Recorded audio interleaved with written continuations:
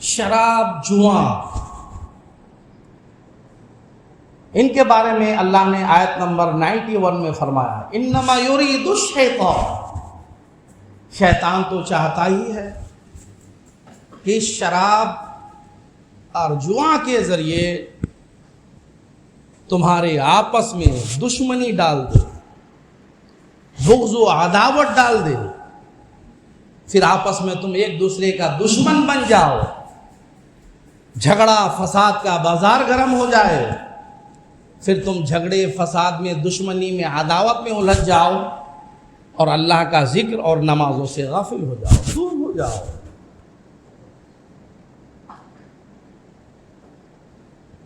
یہ شراب اور جوا کی جو نحوست ہے دنیاوی اعتبار سے، اس کو اللہ نے بیان فرمایا۔ چنانچہ آپ اس شراب اور جوئے کی جو کیفیت رب ذوالجلال نے بیان فرمایا کہ شیطان عداوت، دشمنی، بغض ڈال دیتا ہے یہ جوا اور شراب کے ذریعے، اور یقیناً ایسا ہو رہا ہے۔ جوا کھیلنے والے آئے دن آپس میں لڑتے رہتے ہیں، جھگڑتے رہتے ہیں، اور لڑائی اور جھگڑا کا یہ سلسلہ وہاں سے شروع ہو کر گھر تک پہنچتا ہے۔ شراب پینے والا صرف خود برباد نہیں ہوتا،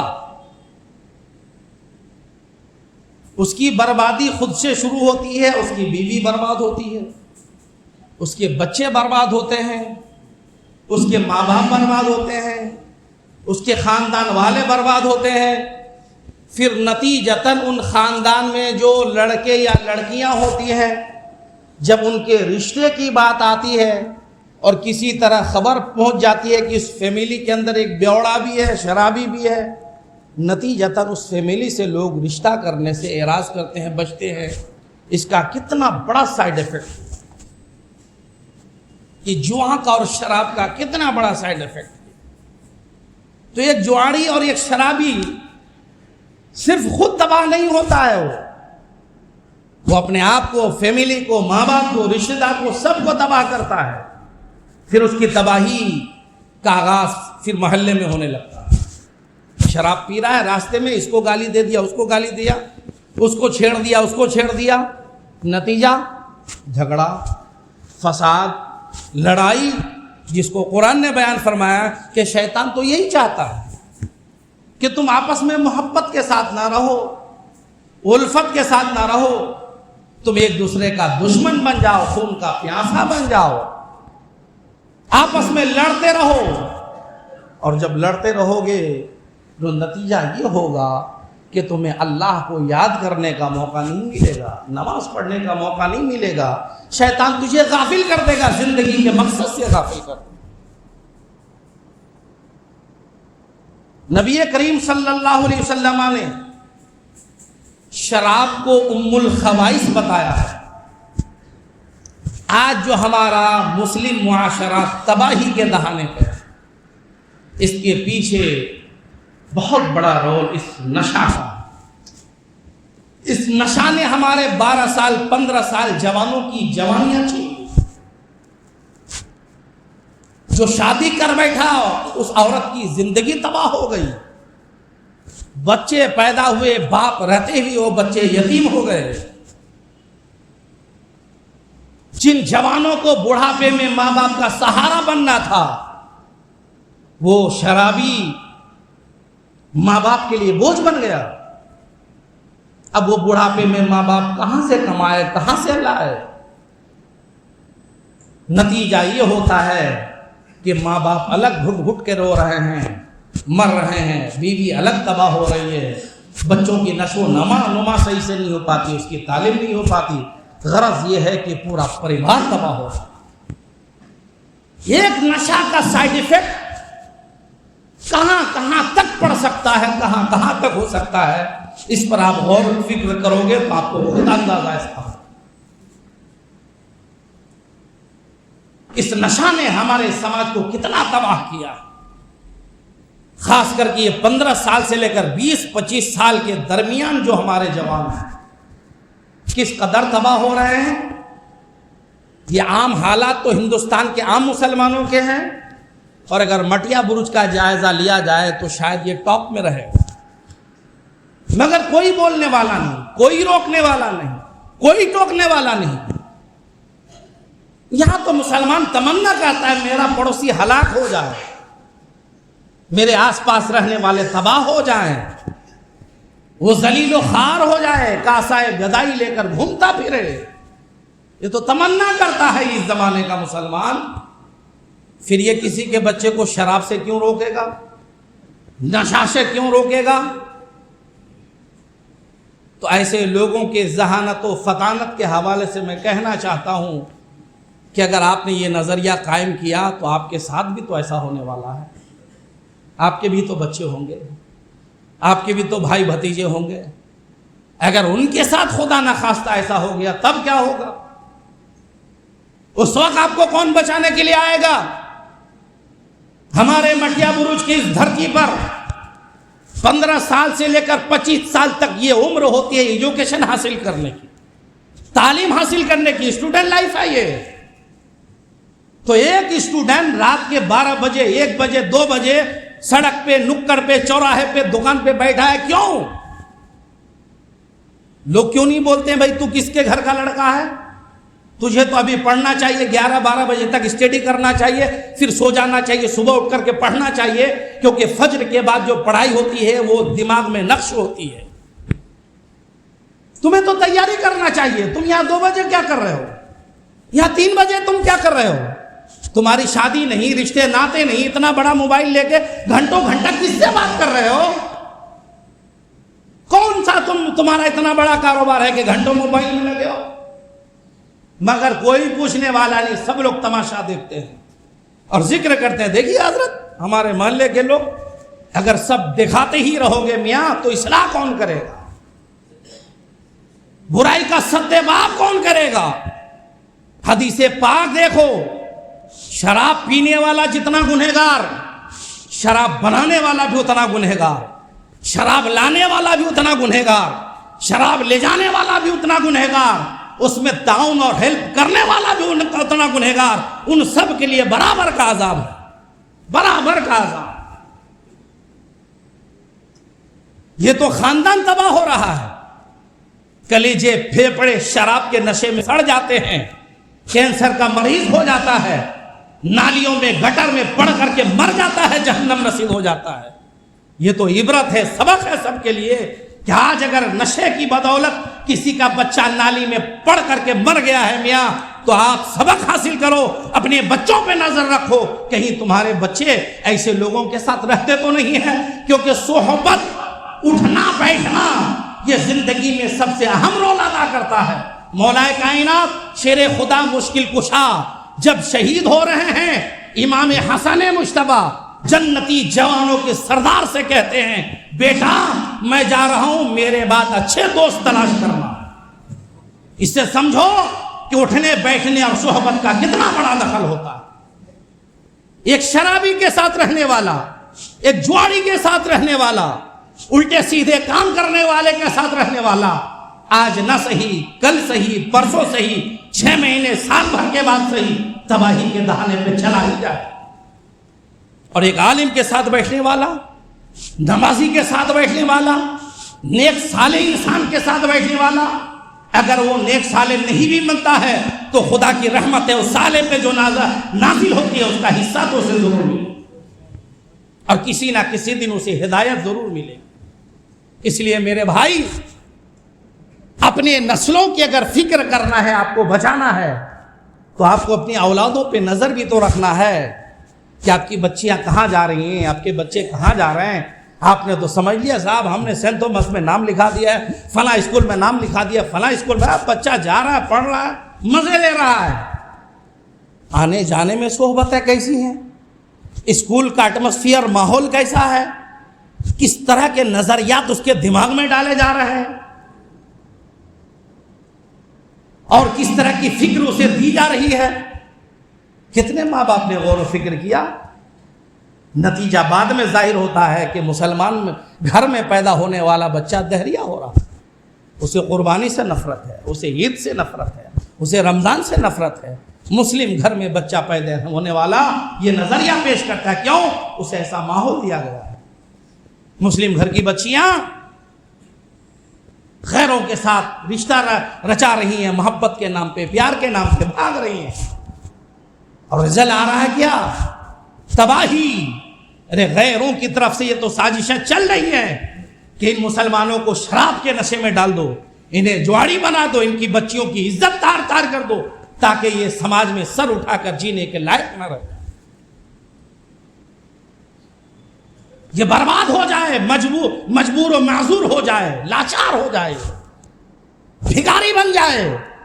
یہ پڑھیں گے تو اعلیٰ عہدوں پہ رہے گا، ایجوکیٹڈ ہو جائیں گے تو سب اعلیٰ منصب پہ پہنچیں گے، ان کے سماج میں سدھار ہوگا، ان کی فیملی میں ترقی ہوگی، پروگریس ہوگی۔ نتیجہ ٹھیک نہیں، تو غیر تو چاہتے ہی ہیں کہ تم تباہی کے دہانے پہ رہو، تم دوسرے کا دستے نگر بن جاؤ، محتاج بن جاؤ، ذلیل و خوار ہو جاؤ، فقیر بن جاؤ۔ لیکن آپ کو کیسے اپنی زندگی گزارنا، اس پر آپ نے کیوں نہیں غور؟ نبی کریم صلی اللہ علیہ وسلم کی درجنوں اس مفہوم کی حدیثیں ہیں کہ عذاب نازل ہو رہا ہے، شرابی تباہ ہو رہا ہے، جوانی تباہ ہو رہا ہے، زناکار تباہ ہو رہا ہے۔ ان کی تباہی کے ساتھ نمازی بھی تباہ ہو رہے ہیں، اچھے لوگ بھی تباہ ہو رہے ہیں۔ جب فرشتوں نے پوچھا حضور پروردگار، ان کا قصور ہے، شرابی ہے، زانی ہے، سود خور ہے، جھوٹ بولنے والا ہے، یہ عذاب کے لائق ہے، مگر یہ نیکوکار کیوں مارے جا رہے ہیں؟ تو فرمان آتا ہے اس لیے مارے جا رہے ہیں کہ خود نیکوکار تو ہیں، مگر ان لوگوں نے بدکاروں کو روکنے کی کوشش نہیں، برا کام کرنے والوں کو روکنے کی کوشش نہیں کی، اس لیے یہ بھی مارے جا رہے ہیں۔ اس لیے آپ یہ مت سمجھنا کہ ہم اچھے، ہمارے باپ اچھے ہیں، ہمارے بھائی اچھے ہیں، ہمارے بچے اچھے ہیں، کام چل جائے گا۔ اگر آپ کے پڑوس کے لوگ ٹھیک نہیں ہیں، محلے والے ٹھیک نہیں، عذاب آئے گا تو آپ بھی نہیں بچو گے، آپ بھی نہیں بچو گے۔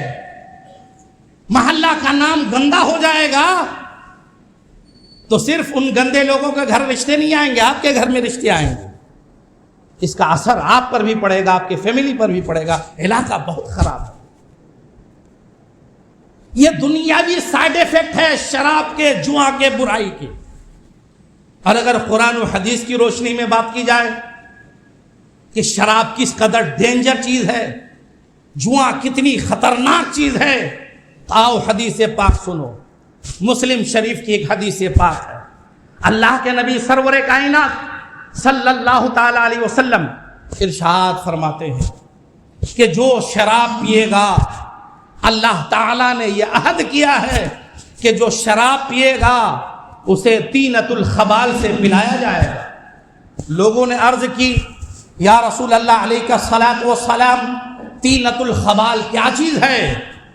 تو اللہ کے نبی ارشاد فرماتے ہیں طینۃ الخبال جہنمیوں کے پسینہ اور پیپ کو کہا جاتا ہے۔ یہ شراب پینے والے جب جہنم میں ڈالے جائیں گے، پیاس کی شدت ہوگی تو انہیں جہنمیوں کا پسینہ اور پیپ پینے کو دیا جائے، طینۃ الخبال۔ اور مشکات شریف کی حدیث پاک میں ہے، نبی کریم صلی اللہ علیہ وسلم نے ارشاد فرمایا کہ ماں باپ کی نافرمانی کرنے والا، ماں باپ کی بات نہیں ماننے والا، شراب کی مداومت کرنے والا، شراب پینے والا،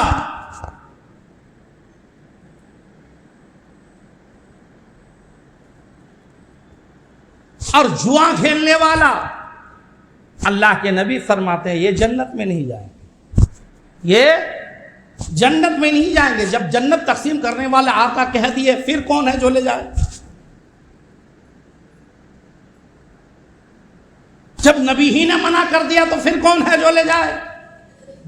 اور مسند امام احمد بن حنبل کی حدیث پاک ہے، آقا ارشاد فرماتے ہیں اللہ تعالیٰ نے فرمایا میری عزت کی قسم، اگر کسی نے ایک قطرہ بھی شراب پیا تو میں اسے اتنی ہی مقدار میں جہنم میں پیپ پلاؤں گا، اور اگر کسی نے میرے ڈر سے شراب ترک کر دیا تو میں اسے حوض قدس سے پلاؤں گا،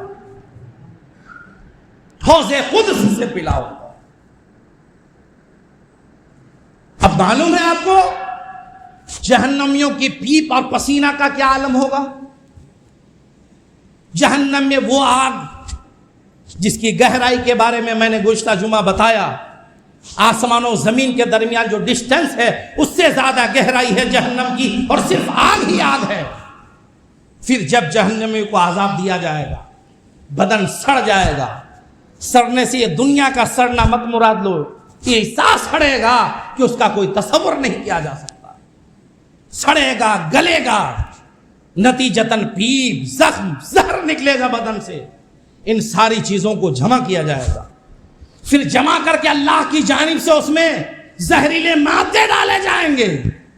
پھر جب یہ پیاس کی تڑپ سے الاتش الاتش پکارے گا تو اللہ تعالیٰ وہی پینے کے لیے دے گا۔